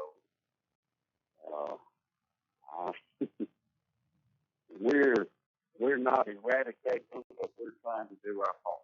Well, amen. I mean, if you weren't doing that, then obviously it would be even worse than what it is. But I don't know that there's any way that you could ever take 7 out of 10. No, I've been saying for probably one of the only smart things I've ever come up with in my life is it's just like Salvania. Hogs are just like Salvania. We will never get ahead of the game until first off we figure out a way to stop them from reproducing. Right. You got to stop the reproduction, and then you can work on the population. Yeah. But as long as Salvinia and hogs are allowed to reproduce at the rate they do, we can't keep up. Cannot do it. So, Gary, do you find it easier and easier and easier every year to find landowners that will allow you to come hunt on their place because of the damages that the hogs have done? Oh yeah, they especially what's the key to a lot of them is as soon as deer season's over, they want you to come. They welcome you to come. So yes, they want you to come. It's an amazing problem. Well, Gary, now back to the tournament and the catching. When you have to use dogs, and the dogs bay the hogs. And what happens after they bay the hogs? You back the trailer up, and the hog just gives up and knows he's beat, and he walks up there and gets in the trailer on his own. It ain't quite that. You don't watch much TV, do you? I was just trying to generate a story. They release catch dogs, bulldogs, that run in there and grab them how to hit.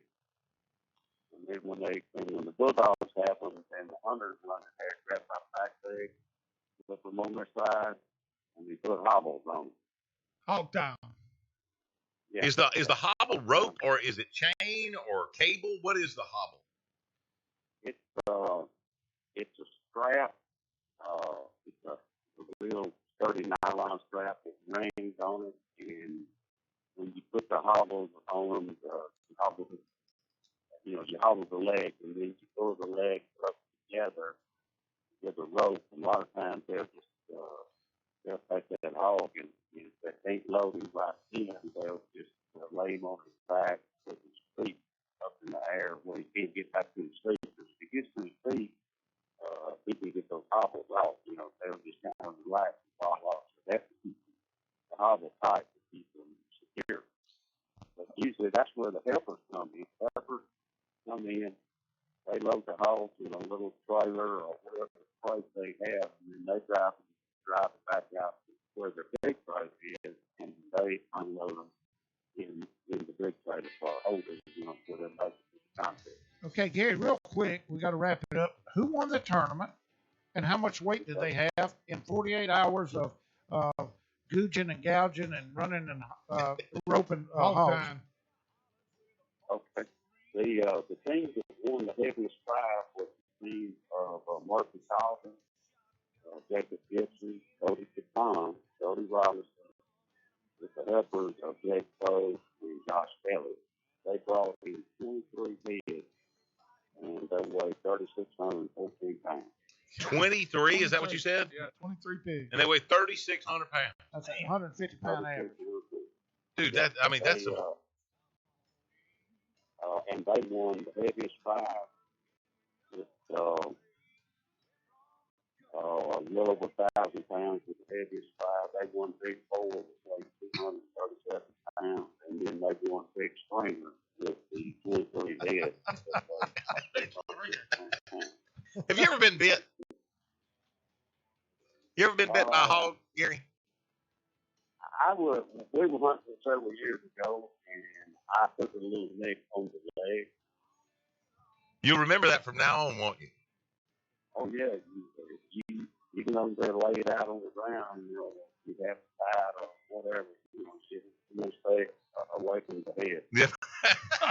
It's not as dangerous. It's not as dangerous standing up at that podium with the microphone as it is out there in the field. Is it? Oh, amen. You've got a good job. So, hey, man, thank you so much for your time, and thank you for what you're doing to maybe just even no matter how small, but putting a dent in the hog population in West Louisiana. We appreciate what you're doing, Gary, and thank you for taking that time out of your day and coming on and telling us about this event. All right, guys. Well, I enjoyed it. Thank you, sir. We are hooking up and tracking down 11:30. The Tiger.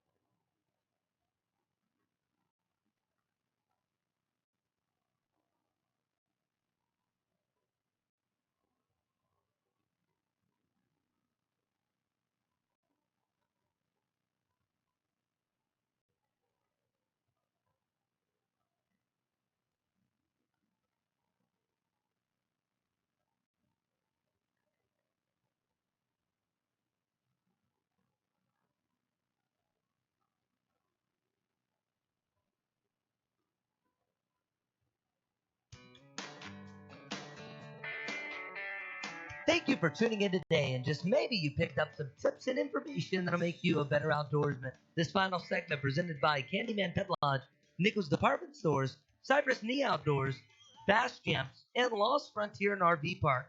Owner Chase Collins would like to invite you to come and see the new cabin, RV park, and a new swimming pool, along with great food from the Barn Grill. Go to Lost Frontier RV Park and Marina.com to see Toledo Bend's newest resort.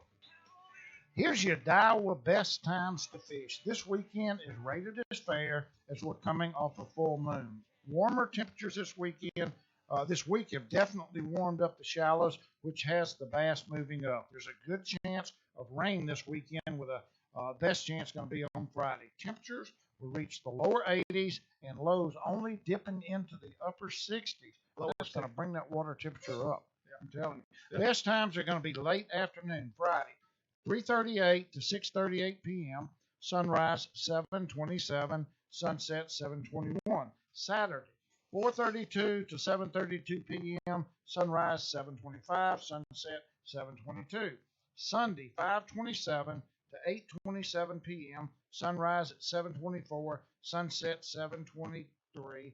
This has been your Iowa best times to fish. And your Candyman Pet Lodge pet tip of the week. How often should you dog visit the vet? That's what it says. Should you dog? Yes. How often should you dog Your visit? dog.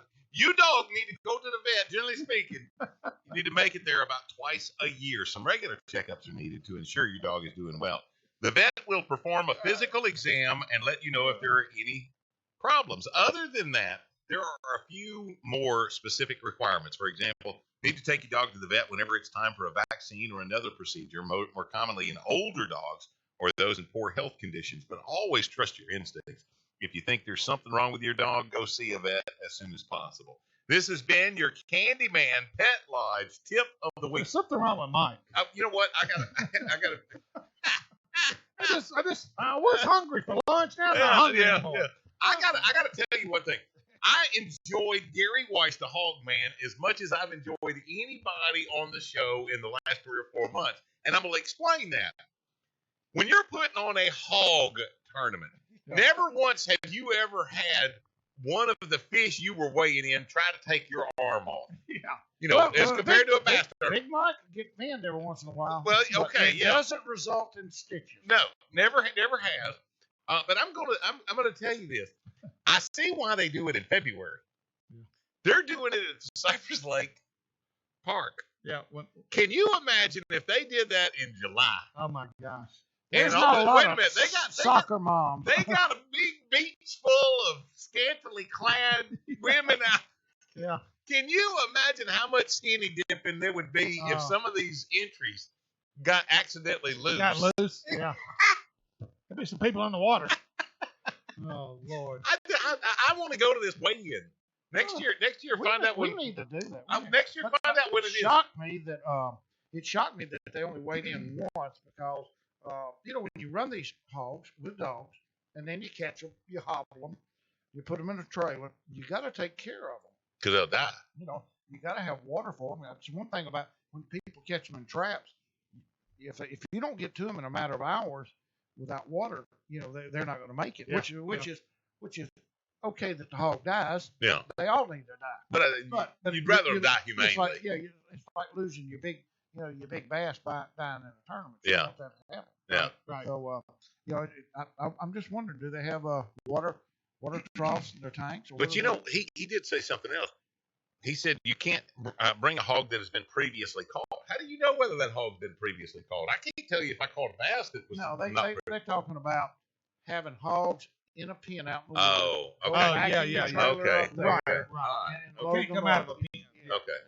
When you got 23 hogs weigh 3,600 pounds. That's some meat. That's some pork right there, dude. Yeah. But can you imagine the squealing going on when every time you open that blasted trailer? Real quick, Texas Team Trail stop number 2 is headed for Toledo Bend this next weekend. Is that right? March 20? No, a week from This weekend's 14th. Exactly. So March 21st, that's next weekend. Go to TexasTeamTrail.com to register today. Okay, we got another Lucky 13 We got tournament. Lucky 13, the second one of the new series that we're doing for Bayou Outdoors, and I want to thank James Blythe helping us with this. I talked to him yesterday. Did you? It's Sunday? No, you didn't listen to him. No, I talked to Okay. James Blythe.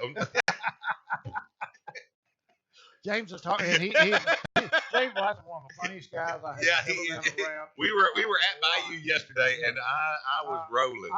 I'll go look him up just to listen to him tell a story. I will. But the Lucky 13 on Cross Lake this Sunday. New little, not a circuit, but a new little set of tournaments we're doing as kind of a spinoff of the Sweet 16 on Sam Rayburn. The deal is you enter the tournament in advance, or you can enter Sunday morning. It'll be at the Cross Lake Public Ramp. I'll be out there at least an hour before daylight. Entry fee is $160. Team tournament. You fish by yourself if you want to. It's still $160. 10 of that goes into Big Bass Pot. You go out, start fishing times on the entry form of 30 minutes before sunrise. You fish, and at the end of the day, at 3 o'clock, lines out of the water.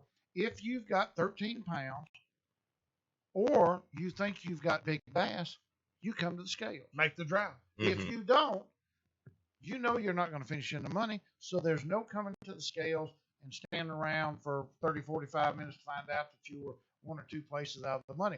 You can be at home in your recliner in that 9 cockroach position or watching a ball game while we're still out there at the lake trying to weigh in. Question for you. Yes. I got a 5-pounder and a 2-pounder. Mm-hmm. Now, obviously, I don't have 13 pounds. Right. But maybe, just, a freak of nature has happened, and maybe my 5-pounder will win Big Bass. Sure. Do I just bring up the 5-pounder? Absolutely. Okay, so there's no need. You don't need the 2-pounder. No, you don't need it. You've got to have 13 pounds. The bonus bucks, which Alpha Energy. Now, you got to have 13 pounds or more for the stringer. Right. Not for the big fish. No. Gotcha. 2 separate categories. You can win money actually 3 ways. You can have 13 pounds or more, and everybody doesn't get the same money. The money is divided. The first tournament, we had 3 teams weighed in over 13 pounds. They won $1,800 for first, $1,200 for second, and $860 something for third. Okay, gotcha. Then big fish was only 5. That's cattle, only 5.5 pounds, 5.62, something like that. Wow. They won $310. We have the bonus bucks. The closest team, the team coming the closest to 14 pounds without going over, wins $250. Oh wow. The team coming closest to 15 pounds without going over wins $250. On Caddo Lake, we had 22 pounds, 20, then 19 pounds, and nothing else until we had big bass, 5.5 pounds. 5.5 pound big bass was closest to the 2 bonus bucks. 14 and 15 pounds. And the question was, well, what if I had 2 4-pounders in the boat and I'd have had 8 pounds and I threw them back because I didn't have 30? You can't win it. You've got to be in the money. You've got to be in the money Got to either have to big win bass. The bonus bucks. Right. Either with big bass or 13 pounds or Yeah. above. Yeah. That's the only way you can win. Yeah. But What do you think odds are? What do you think that on Cross Lake that you'll only have 3 that have 13 pounds or better? I'm going to say the odds are real good that we'll only have 3 teams that have that. Especially this one. But I don't think they'll all be over 50, above the bonus money. I think they'll be 13, 14, 15 pounds. Yeah, you think less than 18 pounds will win? Yes. Mm-hmm. Wow. But would you have said that 10 years ago?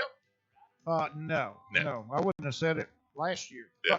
But entry forms out at Bayou Outdoors. You can call me up. You can go by there and enter. You can get you an entry form and call me and enter with a credit card. And I'll be out there at the public ramp Sunday morning by probably 5:30 or 6. Time changes. I could sleep in that morning. Yeah. Because it ain't daylight till almost 7 o'clock now. Yeah. Okay. I won't be out there about 4. Take us home, Brother Graff. All right, here we go. For every angler, while every angler strives for winning stringers, it's very frustrating when the process of catching fish becomes more difficult than brain surgery. To look at my garage and see an $80,000 boat sitting there with another $5,000 worth of rods, reels, and tackle, the average person would think, wow, what a great rig for going fishing in. You would think that catching a 5-fish limit would be easy. After all, I have the best equipment money can buy. Guess it just proves it's not what or how much you have as an angler. It still comes down to, do you have the skills necessary to fool Mr. Largemouth? For Gabe McCoy, Mike Eccles, Jay Watley, yours truly, Steve Graff. Thank you for listening.